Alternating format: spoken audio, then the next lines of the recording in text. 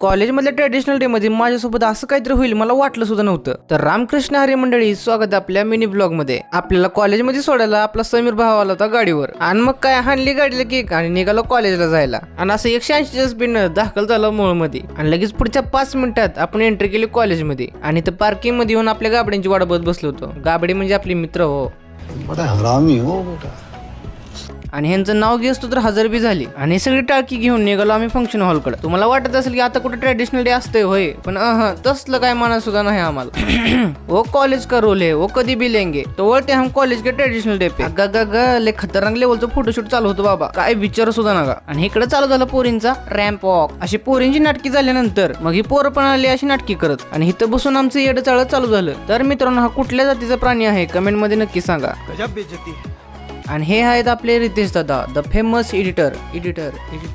बात तो सही है. असं येडेचाळ करून झाल्यानंतर आमच्यावर बारी ती रॅम्प वॉकची. आणि इकडे बाहेर ह्यांचं धिंगाणं चालू होतं की आतमध्ये पहिलं कोण जाणार. आणि मग एंट्री होती आमच्या गाबड्याशींची.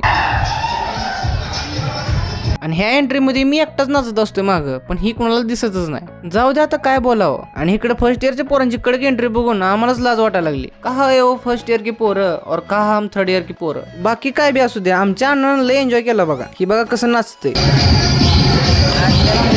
आणि पुन्हा इथे वेगळाच कसला तरी खेळ चालू झाला. अहो ती ग्लासाचा गेम हो. त्याच्यानंतर हे पोरींचा संगीत खुर्चीचा खेळ चालू झाला. आणि इकडे पोरं पण आपली कशात कमी नव्हती. आणि मग ह्यांचा पण खेळ चालू झाला संगीत खुर्चीचा. आता काय करावं, आता ही माकडं बघा कसं करते. आणि इथं फंक्शन हॉल मध्ये लय बोर व्हायला लागलं होतं, म्हणून आलो आम्ही बाहेर. इकडे बाहेर आल्यानंतर योगेश भाऊचं वेगळं चालू होतं की माझा स्लो मोशन व्हिडिओ काढ म्हणून. सगळी नमुनीच भरली ते आमच्या वर्गामध्ये. कौन है, कहां से आते हैं?